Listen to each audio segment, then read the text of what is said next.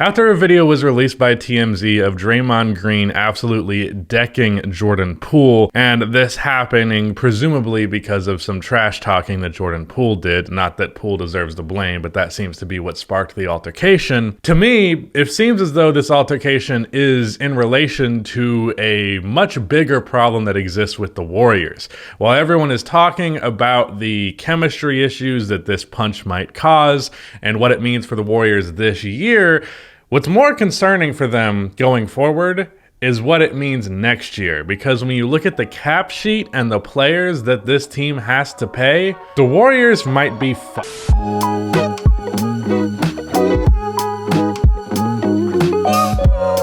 Before I get into this video, if you end up enjoying it, then please be sure to subscribe. It only makes sense that if you enjoy this video, you'd like to see more. Also drop a like, only takes 1 second, and it makes a massive difference in how the video performs in the YouTube algorithm, so it's much appreciated. So, the Golden State Warriors have been the talk of the town the last couple of days because of this punch, and it definitely does have significant impact on how the Warriors are going to be this year. I said in my second channel video that you can go check out if you want to hear more thoughts on the punch itself, that I did believe that this could affect their on-court chemistry, and the Warriors are really one of the best examples of on-court chemistry in NBA history. So if one of their biggest strengths no longer is a strength, that does make you question how good the Warriors truly can be. But really what it seems sparked this conversation is not conversation, it was a fucking fist fight. Or not a fist fight, one guy threw a punch and the other guy went down. That's how all my fights have been. Just take a guess as to who was on which side of it.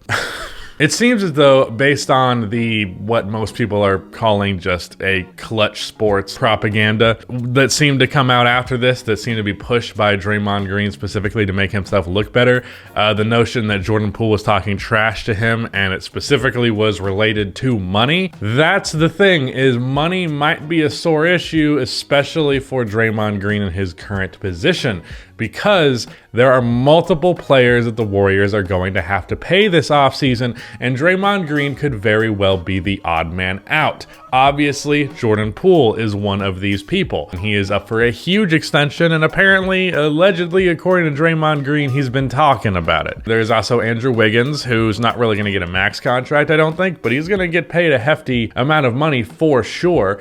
His contract expires, and Draymond Green, while his contract does not expire, he technically has a player option. I think it's more likely than not that his wish would be to decline that player option, get a little bit more money on his final max contract before he is done with the NBA. But the thing is, with that being the situation, with those three players needing to be paid by the Warriors, and not too long down the line having to pay both Jonathan Kuminga as well as James Wiseman, the potential future cap sheet for the Golden State Warriors is definitely questionable. And if you're looking between the three of Jordan Poole, Andrew Wiggins, and Draymond Green, who's the odd man out? Might be the guy who's significantly older than everybody else. Might be the guy who seems to be on the decline. Might be the guy who was arguably not even that big of a positive for the team in the finals and nearly got himself thrown out in a finals game. Or maybe you give that money to the 20-something Jordan Poole, who is breaking out as a star player. You give it to the, I believe he's like 26, 27, Andrew Wiggins, who just had the best season of his career and was an all-star starter. I don't think it's that much of a question where that money is going, which means one of two things is going to happen. Draymond Green is not going to be a Golden State Warrior after this season or the season following it, in case he ends up just picking up that player option, or he is going to be on the team and he's going to be just getting way less money than he's expecting, which for the Warriors is the better outcome, because you're not really wanting to pay like a 37-year-old Draymond Green $30 million a year, you know? But as much hate and shit as Draymond Green is currently getting, and, you know, I understand that, don't use it to knock his capabilities as a player, though I did just a second ago talk about how he appears to be on the decline, and he has been gradually ever since basically the 2016 season where he was at his peak, or maybe the 2017 season, one of those two. Draymond Green is very important to the Golden State Warriors, and if you remove him from the equation, that's not just something that you can recover from easily. You can try and fill that void some way or another, and I'm not saying the Warriors are just automatically not a contender without Draymond Green, because if that was the case, then they would find some way to pay him, but it's definitely not going to be easy to replace that guy, not easy to fill that role. There's been talk of like, what if Jonathan Kuminga stepped up and became the new power forward going forward? And while Jonathan Kuminga definitely has a lot of upside and some James Worthy-esque abilities as a finisher and a wing and just a big wing, he doesn't really possess the defensive capability that Draymond Green has, not even close there, nor the playmaking capability. While I do believe Draymond can be a little bit overrated as a playmaker by people sometimes, and that's really the only area where I see Draymond regularly overrated. Usually he's pretty consistently underrated. That's not something that you can easily replace. Four, who is going to be a defensive anchor and one of the greatest defensive players of his generation, and in my opinion, the best team defender the game has ever seen. His one-on-one defense is great too, but his team defense and specifically his team communication as a defender is really his strong suit and where he has won his defensive player of the years in the past. Not having that guy is going to be a huge detriment to that side of the floor, and not having him on offense, I do think you can make up for, let's say, if it's Jonathan Kuminga, with the fact that Jonathan Kuminga is far more of a scoring threat. He is way better of a finisher, way more of a rim runner, way better, I don't know about way better as a ball handler, but, you know, more aggressive with his dribbling in a way that allows him to score. And his three ball already is better than Draymond Green's is, which is not a high bar. He's still not a good three-point shooter, but hey, not the entire and complete liability. I think he's probably okay at corner threes. So offensively, I think the Warriors can take that hit, but defensively, that is going to be massive. So at that point, when you're bringing back Andrew Wiggins and Jordan Poole, which even then that can get sticky with the money situation, although I'm not a cap expert by any means, then you're going to really have to hope that those guys step up. I think if Draymond is gone after this season because he's just being petty and is going to try and seek out more money, I do think he's probably going to end up picking up that player option because who's going to pay him, you know? But I guess your ideal lineup from that point would be like Steph, Poole, Clay, Wiggins, and then either Looney or Wiseman, whoever ends up being your five a few years from now. Definitely not an ideal situation for the Golden State Warriors. Now, that's them after this year. What about their ability to, you know, come together and win a second championship in a row with this core? That's another thing that people have been talking about a lot. Dom2K made a video on the subject and made it pretty clear he doesn't believe that they're gonna be doing it. But repeating as a champion is really difficult, and it's only happened a couple of times in NBA history. One time with the Warriors, but it was also the Warriors with Kevin Durant. So, you know, it's not an easy task, but with the potential chemistry issues that come of this and everybody worrying about making their money, knowing that not everybody can, it's gonna be a little hard to actually win under those circumstances, because off the court distractions can have a lot bigger of an impact on the court product than I think people often give it credit for. Of course, there are plenty of examples of that being overcame, the biggest one being like the Kobe and Shaq Lakers still winning even though Kobe and Shaq hated each other after like year one.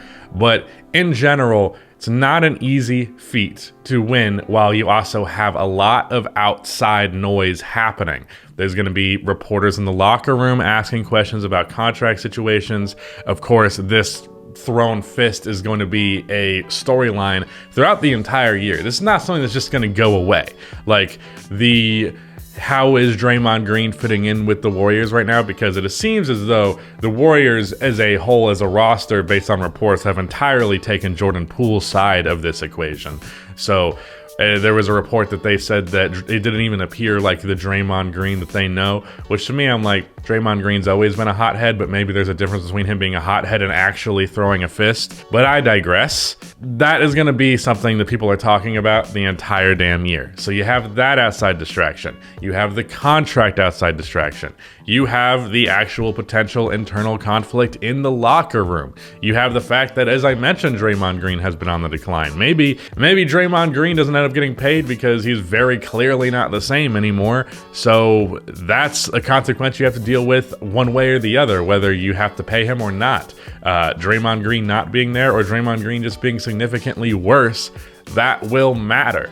And yeah, it makes you really question how easy would it really be for the Warriors to repeat next year, because the Warriors are not a team that traditionally has a lot of internal conflict that we know about. We, of course, learned about Draymond Green and his shit that he gave to Kevin Durant. That was like kept in-house until after the fact. I'm not talking about the fact the film footage came out, although there's a lot of conspiracies that like the Warriors GM released that footage intentionally so that they wouldn't have to pay Draymond. But I just mean, the Warriors have generally been a pretty tight-knit group. They've been a team that generally had positive internal chemistry. They all seem like friends. Clay and Steph refer to each other as brothers, you know. Iggy's constantly singing Steph's praises, almost to the point where it's like, dude, do you have a day job? Yes, he does. He's an NBA player. Draymond Green, also generally positive chemistry with the team, and if he's gonna fight somebody, it's the opposing team because they did something to one of his guys, you know? And if that Warriors friendship and family is breaking apart, you could see it have an impact on the floor. So I would be really concerned about the Golden State Warriors going into this year.